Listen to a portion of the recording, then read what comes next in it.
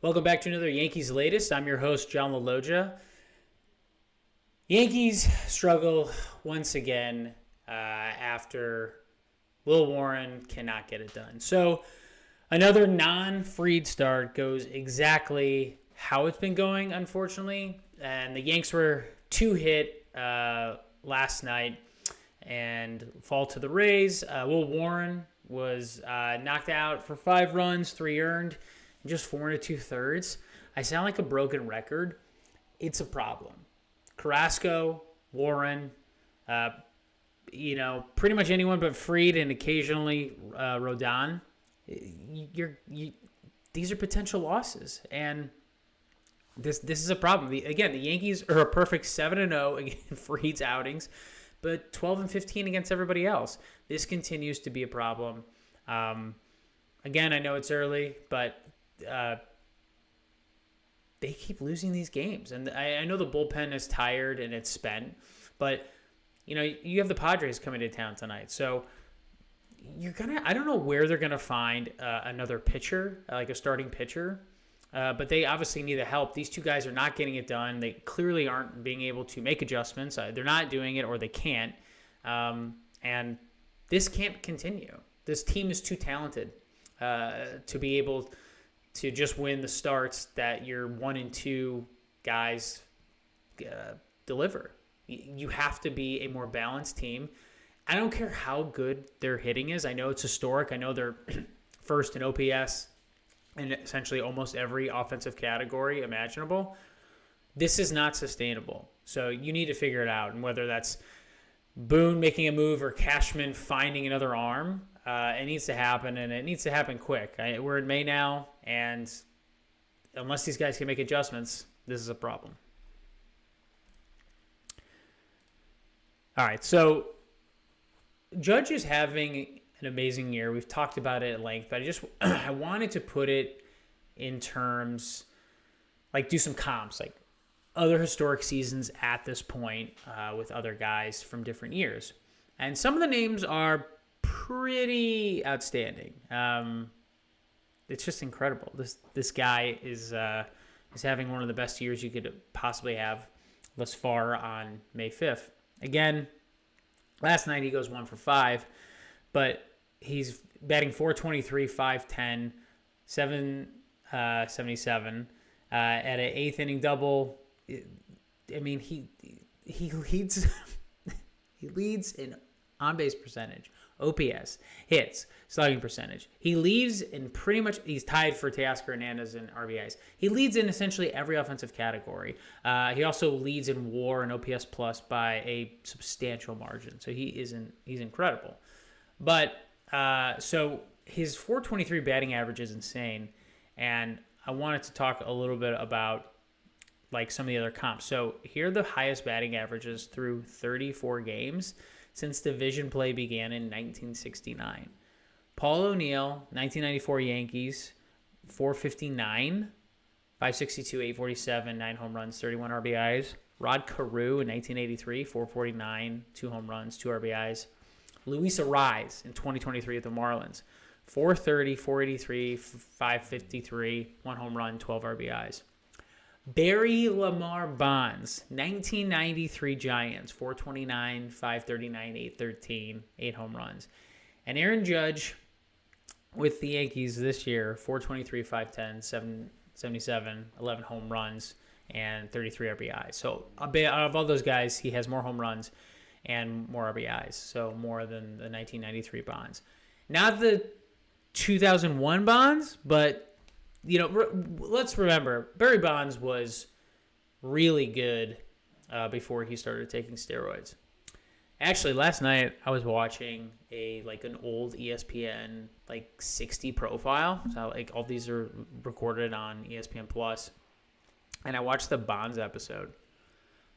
I totally forgot this. Do you know that the guy who caught Bonds' I think it was a single season home run record ball. It was some designer, some very well-off, wealthy designer.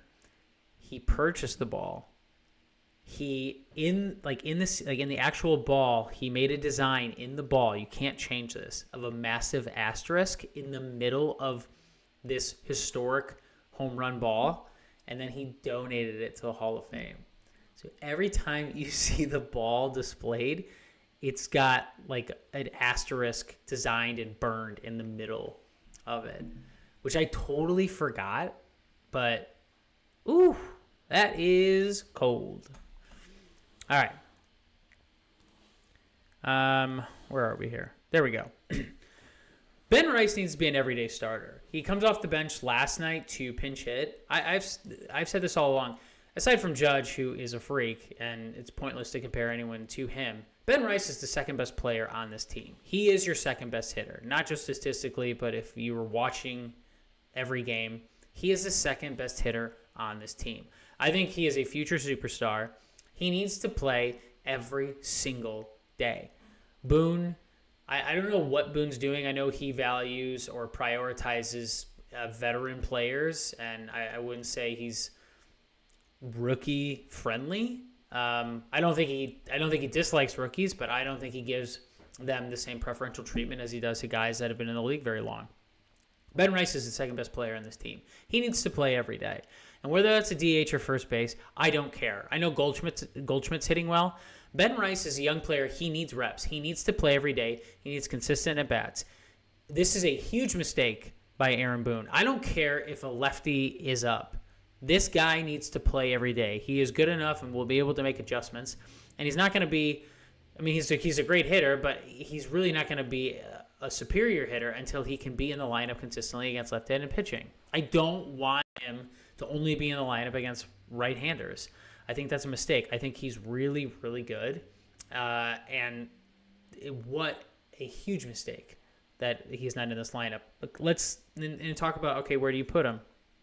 Well, I don't think Goldschmidt should be the everyday first baseman. I know he's playing very well, but I think Ben Rice is your future, and I think Ben Rice is there. When Stanton comes back, Stanton's probably your DH just because of the slug. Now, there's talk that you would put Ben Rice at third base. Boone said he can't do it and he can't play third base. I also think having to learn that position, literally in the major leagues, or not being well-versed in it, is definitely going to affect him at the plate. So I don't think that's a good idea at all. I would not mess with his bat at all. But he needs to be in the lineup every day. And the fact that Boone doesn't understand that or won't do it, it's a huge mistake. This guy needs reps. He needs them now. So when it comes to September, October, he has the plate appearance necessary to get big hits in key situations. All right, so a little preview, just a little injury update. So Yankees, obviously they put Volpe on the shelf, but MRI came back negative. Good news. So just a couple days after hurting his shoulder, it's not serious. So he should be back. Should be back fairly soon. He dove for a ground ball, but he should be okay. I want to preview the Padres series tonight, which should be awesome. Talk about stars all over the place. Love watching the Padres. Game start, 3-game set tonight, 7:05 first pitch. It's actually on MLB Network, which is awesome. Again, the Yankees lost a couple games in a row. They have Rodon tonight against Pivetta. Rodon needs to be really good. This is a big game. This is against a really good team, and I want to see him pitch well, and I think it would be really great if he could just dominate. I'm talking like 11, at least 10 to 12 strikeouts, and just with his stuff, just dominate this lineup. And I think it would not prove to me, because I know he can do it, but this is an elite lineup with future potential Hall of Fame players on it, and I just think it would be really good for his confidence to shove against a really good team.